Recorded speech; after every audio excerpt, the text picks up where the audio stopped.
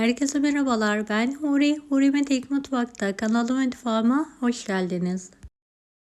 Etli buzlu donuk dolma nasıl pişirilir tarifini vermek istiyorum. Bu yöntemle pişen dolmalarda asla buz kokusu olmuyor. Pirinçlerde kırılma olmuyor. Mutlaka deneyin.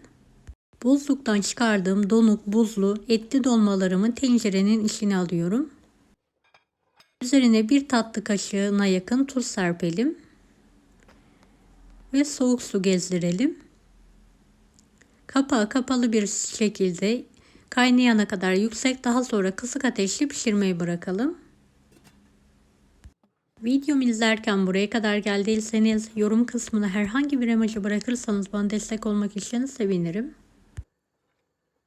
Su için 3 paket dondurulmuş domateslerim var. Tencerenin içine alıyorum. Kısık ateşte kapağı kapalı bir şekilde kaynatmaya bırakıyorum. Kaynayan domates suyumu blender yardımıyla domates sosu haline gelene kadar çekiyorum.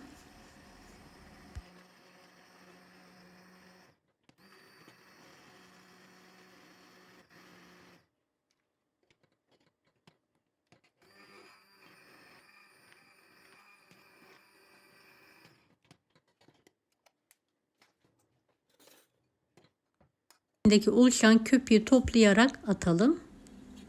Biraz kıvam alması için de kaynatalım.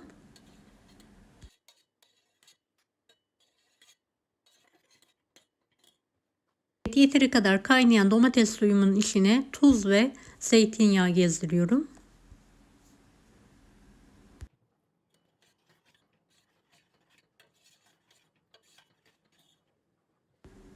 Yarı pişmiş dolmanın üzerine bolca domates sosundan gezdirelim.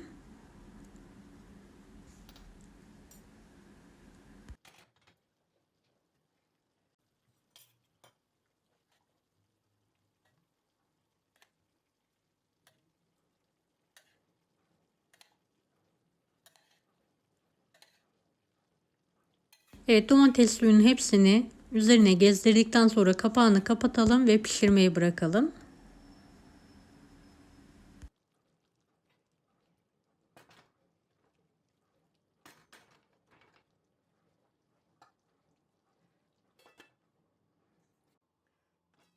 Dolmam pişti, altını hemen kapatıyorum ve sıcak sıcak servise hazırlayabilirsiniz.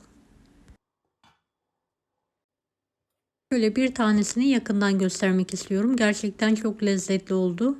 Taze sarılmış gibi, mis gibi etli yaprak sarması, mutlaka deneyin.